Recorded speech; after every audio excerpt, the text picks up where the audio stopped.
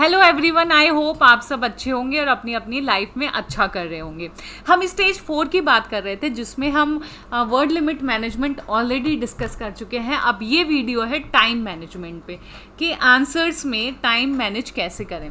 तो सबसे पहले तो आप 4 चीज़ें ध्यान रखिए टाइम मैनेजमेंट के लिए कि सबसे पहले आपको करनी होगी प्रैक्टिस, मैक्सिमम प्रैक्टिस करते रहिए। जो भी टॉपिक आप पढ़ें उसका तुरंत आंसर लिख के देखिए। तुरंत लिखेंगे तो आप टाइम मैनेजमेंट अच्छे से कर पाएंगे। Second thing, revision. जितना आप रिवाइज करेंगे उतना आपके दिमाग में चीज़ें एम्बेडेड हो जाएंगी, आपकी रिटेंशन अच्छी हो जाएगी, मेमोरी पावरफुल हो जाएगी, तो आपको टाइम नहीं लगेगा चीज़ें सोचने में। तीसरी चीज़, ब्रेन स्टॉर्मिंग, कि आप कोई भी क्वेश्चन है उसको सोचें। आप PYQ से प्रैक्टिस कर सकते हैं। इसके अलावा PYQs भी कई बार रिपीट हो जाते हैं, तो अगर आपने पहले से क्वेश्चन सोच रखे होंगे PYQ से प्रैक्टिस करके तो आप इजीली लिख लेंगे। जैसे कि ये पार्लियामेंट्री 2024 में आया, the growth of cabinet system has practically resulted in the marginalisation of parliamentary supremacy.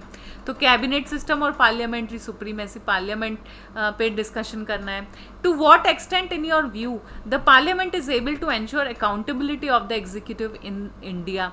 Again parliament पे क्वेश्चन के एग्जीक्यूटिव की अकाउंटेबिलिटी कैसे इंश्योर कर सकते हैं और कितना इंश्योर कर पा रहा है पार्लियामेंट, ये 2021 का है।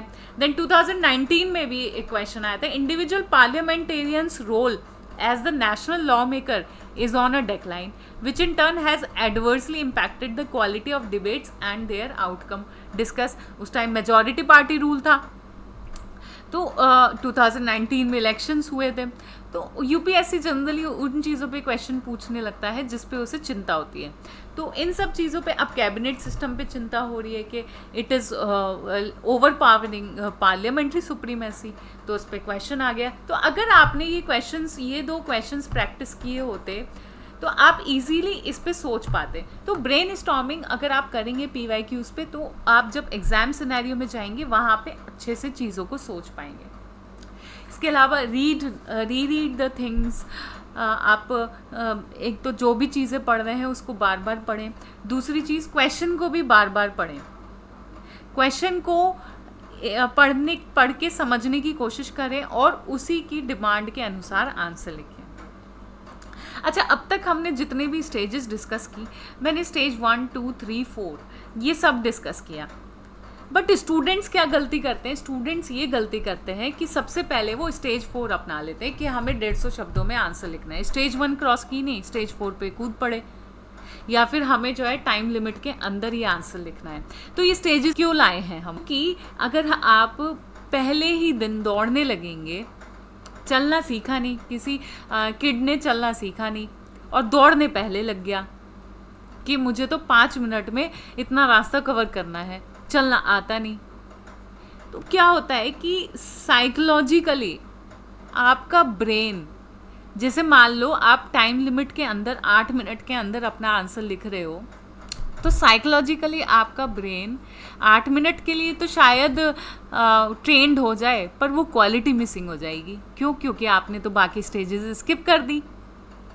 इसलिए पहले अपने माइंड को ट्रेन करो, फिर उसको टाइम लिमिट के हिसाब से ट्रेनिंग दो, एनरिच करो कि हाँ अब मेरा माइंड ट्रेन हो चुका है, अब मुझे फ्लो चार्ट्स बनाने आ गया, मुझे हेडिंग सब हेडिंग देनी आ गई, मुझे एग्जाम्पल्स भी याद हो गए, अब मुझे करना चाहिए टाइम लिमिट मैनेजमेंट। और स्टूडेंट्स क्या करते हैं कि क्वेश्चन आंसर लिखना आया नहीं, आपने बेसिक NCERT पढ़ी नहीं, आपने सिलेबस पढ़ा नहीं, आपने ढंग से कंटेंट बनाया नहीं और आप कूद पड़े टाइम लिमिट मैनेजमेंट पे, स्टॉप वॉच रख के अपने आंसर्स प्रैक्टिस करने लगे।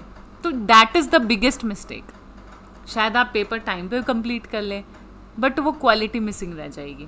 तो पहले क्वालिटी इंश्योर करें, देन क्वांटिटी इंश्योर करें। तो ये था स्टेज 4 में time limit and word limit management. अब हम नेक्स्ट वीडियो में इसकी एप्लीकेशन देखेंगे PYQ के साथ। तब तक के लिए खुश रहिए and subscribe to our channel global view. मैं हूँ मानसी गोयल, थैंक यू।